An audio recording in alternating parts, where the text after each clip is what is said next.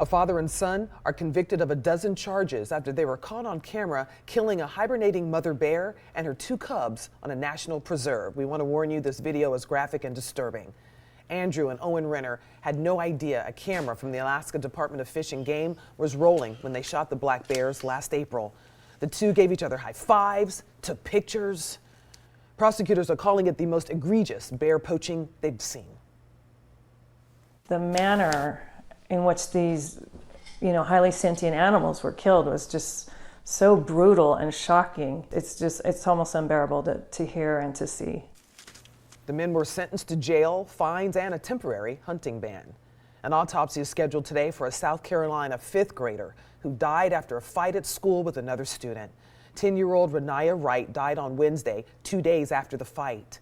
There's a growing memorial outside of her school, and yesterday, hundreds of people in Colton County came together to honor her life. It has hit our community like a Cat 5 hurricane. They're just a great family, and they don't deserve this.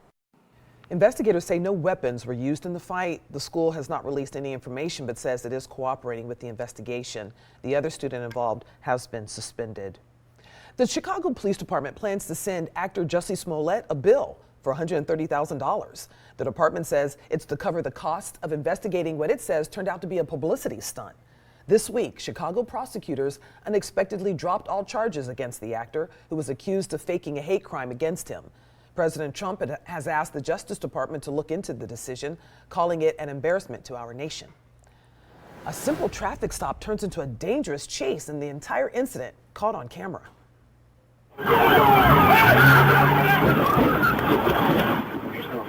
Ohio State Highway Patrol says Amani Edwards at times reached over 100 miles an hour during the pursuit.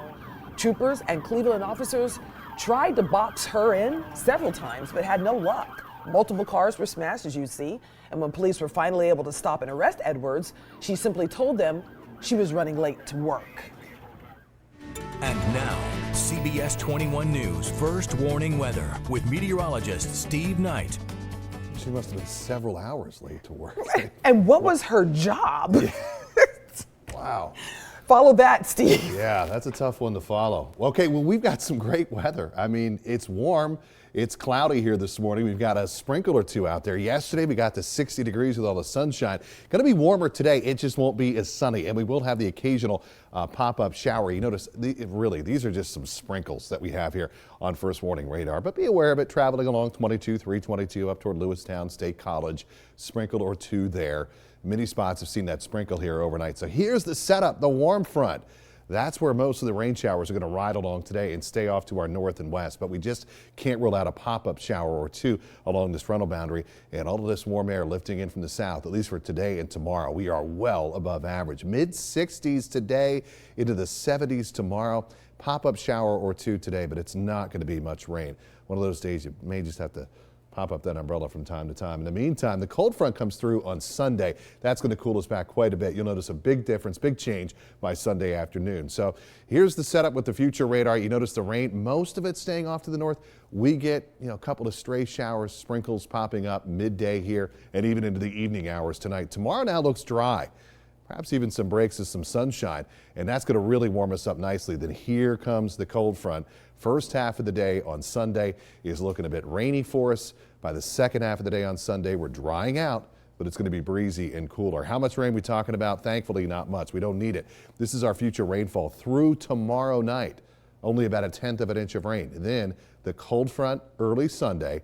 So some Sunday morning showers. That adds what? Maybe about another 1/10 of an inch. So all told, over the entire course of the weekend, today, tomorrow, Sunday, I don't think we see much more than 1/4 inch of rain. So it won't be too bad for us. Very mild starting the weekend, but watch as this cold front starts to swing on through. You can really see that colder air advancing in. You'll feel it really by Sunday afternoon and into Monday as well. But the sunshine is back. I think our skies clear pretty nicely by Sunday afternoon and more sunshine on the way for Monday. So nice warm up today. Again, pop-up shower or two, but don't cancel the outdoor plans. Temperatures into the mid-60s. Tonight we're mild overnight, only dropping down to 50 for the overnight low. Love it tomorrow. Highs getting into the low 70s. That is a spring-like day for us tomorrow. Then the morning rain on Sunday. That's the cold front. Afternoon clearing into next week. Cooler start, but rebounding into the 60s, hey, by Thursday. He was targeted in the Russia collusion probe even before Robert Mueller became special counsel. Carter Page, who served as a naval officer, was a businessman working in Russia from 2004 to 2007. He became a foreign policy advisor to the Trump campaign in 2015. His name became the center of questions about Russia collusion. Years later, he faces no charges and is speaking out for the first time. My biggest concern throughout this has been the damage that it's done to the country. And so I always sort of laughed it off. And I think that in some ways that was a negative cycle in a way, because sometimes if I'm laughing at these people, they almost want to come after you even harder to really bring you down. So, but you know, I was always more concerned about the damage that it was doing to the Trump administration and other people. See more of the interview with Carter Page this Sunday morning at 11:30 on Full Measure with Cheryl Atkinson, right here on CBS 21.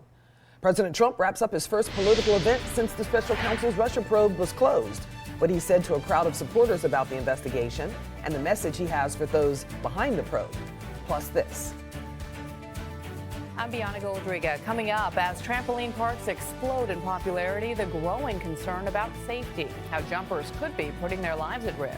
That's coming up on CBS This Morning.